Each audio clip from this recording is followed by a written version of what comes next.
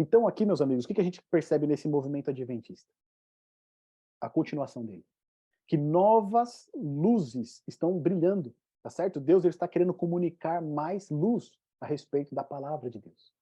Aonde a reforma protestante parou, né? E não avançou, Deus começou a chamar pessoas para revelar essa luz até que toda a verdade seja o quê? Restaurada. A vereda do justo é como a luz da aurora, que vai brilhando mais e mais até ser o quê? Dia perfeito. Dentro desse movimento adventista, né, na continuidade dele, várias verdades bíblicas foram restauradas. Foi restaurada a iminente volta de Jesus e o juízo, a verdade a respeito do santuário celestial, a imutabilidade da lei de Deus, que inclui aí a respeito do dia do Senhor, a verdade a respeito do real estado dos mortos, ou seja, todas essas verdades, elas só chegaram à tona, só foram restauradas depois do movimento adventista. Deus estava separando um povo, um grupo de pessoas que aceitaram a verdade a respeito da sua segunda vinda, tá certo? Para comunicar mais luz a elas, para que elas pudessem ali ser baluartes da verdade bíblica. E aí a gente fala, né? Hoje existem aí, né, cerca, né, de 400 denominações cristãs que santificam o dia do Senhor como sábado, tá certo? Nominais assim. Mas algumas outras contas dizem que passam dos 2.000, tá certo? Denominações que santificam o sábado como o dia do Senhor. Por que que esse movimento adventista, o movimento adventista do sétimo dia, ele difere das outras denominações? Porque a questão do movimento adventista não é só o sábado. Apesar da igreja ter esse nome, né, Igreja Adventista do Sétimo Dia, as suas principais doutrinas estarem ali claras, né, a volta de Jesus e a santidade do sábado do Senhor. O que que difere ela das outras igrejas, das outras denominações que continuam observando o sábado? Porque essa igreja, ela não ficou apenas com a verdade do sábado, mas com outras verdades também. Você pode ter muitas vezes sabatistas, né, pessoas que santificam o sábado, mas que continuem crendo na imortalidade da alma. Que a pessoa morreu, né, ela tem uma alma que vive fora do corpo. Você pode ter muitas pessoas que continuam ainda observando o sábado, mas que não acreditam, né, de uma maneira própria, assim, que existe um santuário celestial.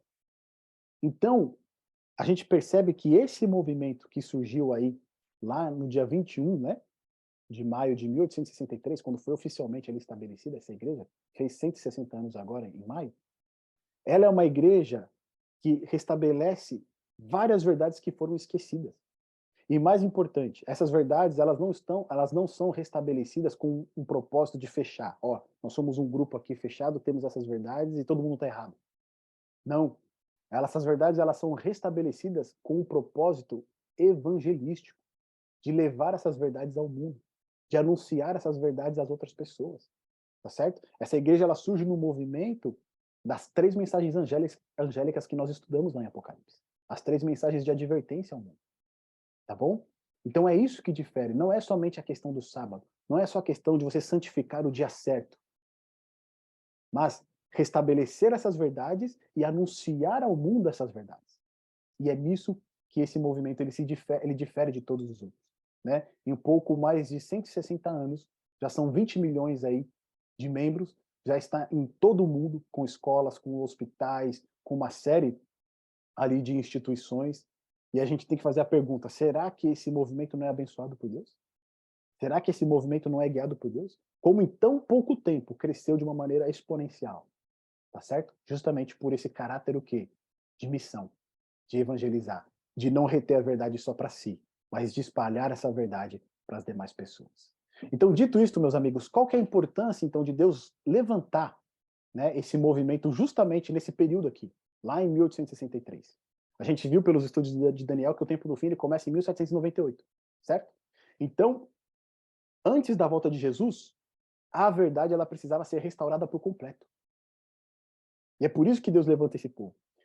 Lembra o nosso estudo até que ele venha, sobre a volta de Jesus, que lá em Mateus 24, qual que é a maior preocupação que Cristo ele vai ter? Vede que ninguém o quê? Vos engane. Lembra? Por 3 vezes ele vai advertir os discípulos, aqueles que aguardam a sua vinda, para eles não serem enganados. E para alguém não ser enganado, a verdade precisa ser restabelecida por completo. Tá certo? Toda a verdade precisa ser restabelecida. E aí a gente começa a entender como que Deus levantou esse movimento para restabelecer essa verdade, para anunciar essa verdade.